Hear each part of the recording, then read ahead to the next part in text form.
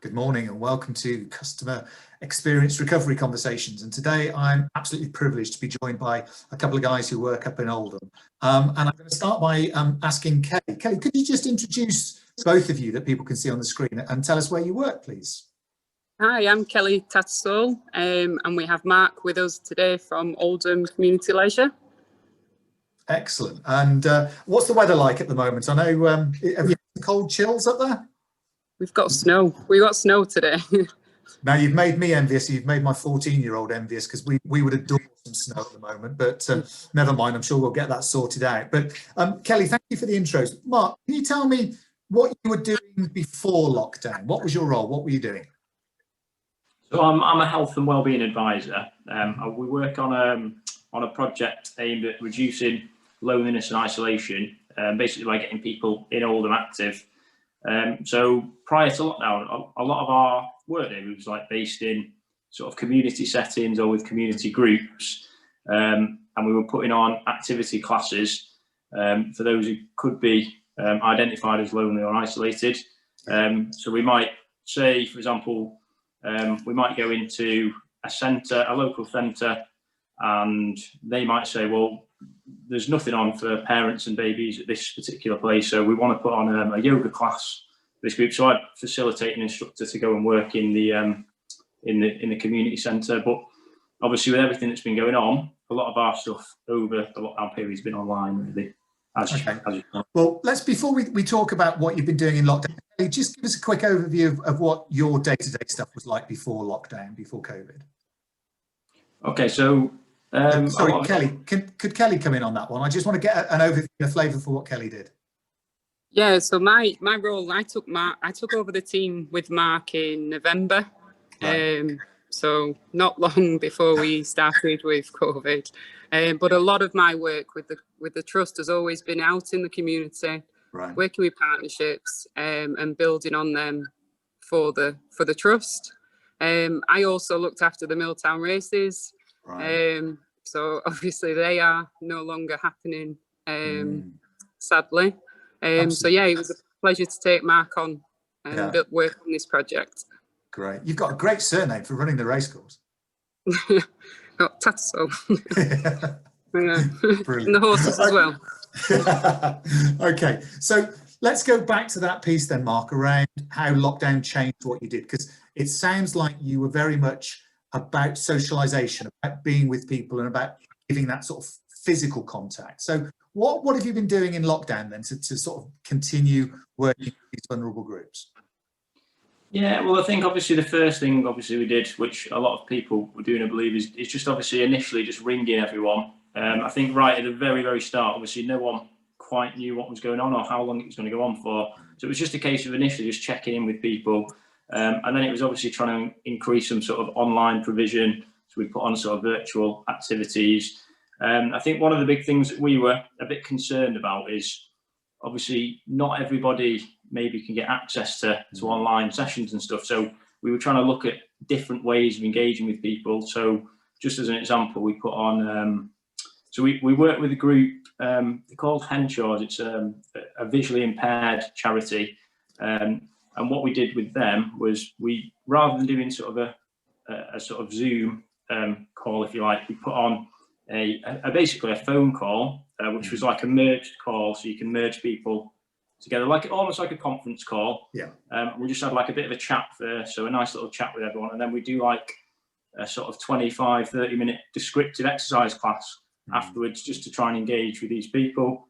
And like we did a radio session as well, right, with Oldham Community Radio, trying to put something on. I think at 10 o'clock each day of the week. So people again who don't, it's just mainly we're trying to cater for everyone. So we're trying to target people who maybe don't have access to online sessions. So along with that, we've been doing loads of stuff, David. We've got we run a regular class called the Friday Club. Prior to lockdown, it was in Oldham Leisure Centre, and as part of their session, they got a sort of hot meal. So basically, the money that we'd usually put towards that, we did some cooking and sort of worked with a local group to provide food, hot meals for the homeless. we've done loads, like we've put on some courses for volunteers to train them up to do sort of fitness courses, and yet we're just so we can utilise them in the community when lockdown's over. There's loads there. It's been good, but we've just been trying to help as many people as we can, really. Brilliant. That's absolutely fantastic. It's so impressive when you start hearing the way people have been able to look at their businesses in a different way and maintain that community engagement. And, you know, the hot meal is almost the need, isn't it? If we look at Maslow's hierarchy of needs, you know, physical activity and stuff like that comes way down compared to making sure you've got a hot meal inside you. So absolutely brilliant. But Kelly, tell me why you do this stuff. Why is it so important in your community to have this type of engagement from the Leisure Trust? Oh, it has always been that people believe that sometimes it's just the buildings, that leisure centres are a place to just come swimming, use the gym. That's why the strap line more than a gym sometimes plays a big part. We work really closely with NHS partners across Oldham. The work that we've done with Bridgewater for postnatal depression, supporting new mums along that way, it's just crucial. You know, we've been doing it for so long, but we don't shout about it. Right. We don't actually shout about everything that we do, and I think that's across leisure as a whole. Sometimes we need to jump around a little bit more, and you know, the campaign Save Leisure is so important. No, absolutely, Kelly, I agree with you. But I think the challenge is when people talk about Save Leisure, they think about what you've said we shouldn't think about, which is the swimming pool and the fitness. And that's one of the reasons I wanted to do these. And if people are interested in watching, there'll be connections within the text of the post that we put out, so they can get in contact with you guys if they want to. But it's a really important point. So, Mark, I'm going to come back to you and give us what's been your greatest achievement, giving you the biggest smile during lockdown when you've been working with those communities out there in Oldham? I think for me, it's just the fact that these people are sort of still being able to sort of be engaged with. So we've had loads of positive feedback saying, like for example, we've been doing classes for new parents, like a parent and baby fitness class, right? And we sort of, I think it was just something quite simple where to help them with the session, we delivered a resistance band for them to use in the class. Right. And just getting an email from them just before Christmas to say, look, this is fantastic. You've put a bad year, like a bad year, you put a great end to it just by putting these sessions on. It's just the actual, the sort of benefits that people have been getting from them has been really, really good. Right. I think another sort of highlight as well is, obviously I mentioned about volunteers who we've been training up. So we've been putting them through a level 2 fitness instructor course. Okay. And we've got a lady who's really, right, she's fantastic. She's one of our volunteers, and she's visually impaired. And we actually put her through on the course, and she passed her practical the other day. So for me, that was fantastic, because she's got so many good connections in the community. And the things that she can offer people in the community will be absolutely brilliant when she can get going on it, when we're allowed out again. So it's just fantastic. Some of the impact has been brilliant. And that piece around people look like me, you know, if somebody who's got a visual impairment can actually become an instructor, what's my excuse for not doing some activity? I think that's absolutely fantastic, Mark. Really good story. I love that. Just, Mark, give me some ideas about what you learned in lockdown. What are the things that have happened that you found a way around or through that you're going to take with you post-pandemic, so that actually if you can achieve it in a pandemic, you can achieve it at any time? Well, I think one of the things that I've really found sort of like brilliant to sort of know is just that I think in this lockdown period, I feel like our sort of partnership working has been like even more so. Like we work with partners all the time, but I find everyone feel like has sort of rallied together a bit in this time. So I feel like there's a bit more of a community spirit in Oldham, definitely.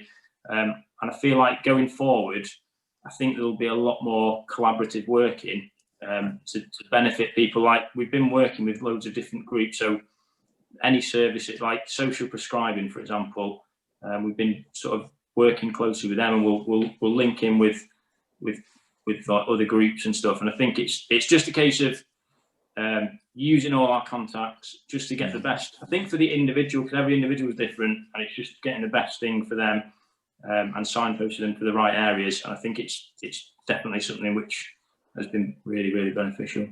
That's good to hear, and I'm hearing that across the country as well, Mark, that operators have built partnerships with people that they probably would never have been able to build that partnership with in normal times, because everybody's so busy doing what they normally do. And these community hubs and the food banks and things like that have actually opened the door to a lot of new people. So, Kate, from your point of view, what does the future hold? How are you going to use this to shape the future offering that you provide there? It's allowing us to ask more questions and listening to customers like we always do, but now that using that online platform is giving that two-way conversation is happening. The feedback that we're receiving, the emails, the amount, as much as our doors are closed, the amount of information that we're getting from customers and residents around Oldham has just been wonderful. Even our partner organisations, they know what we do, but actually they now know what we do. Yes. And that has been, throughout all this, I've always had that positive mindset. We've always been about working together, and we actually have been in Oldham, and it will reshape what we will do going forward. That's really positive to hear. I think it's given me a lot of confidence about the organisations that I work with and work for, and the industry that I love. To hear those types of things said is absolutely fantastic. So I'm going to give you both 30 seconds each of a very quick closing. Mark, what's the one piece of advice you would offer people at the moment in lockdown or getting ready to come out of lockdown? I think what I would say is just stay positive. I think you've got to remember, everyone's in a situation where it's completely unfamiliar. But what I've found from working these last few months throughout lockdown is that there's loads of people out there who are willing to help. Don't be afraid to ask for help as well. Like, if you ever need anything, people will help you and I'll get behind you. So stay positive as much as you can. Brilliant. Nice piece of advice, Kelly. You've now got to beat that, of course. So what's your 30-second piece of advice?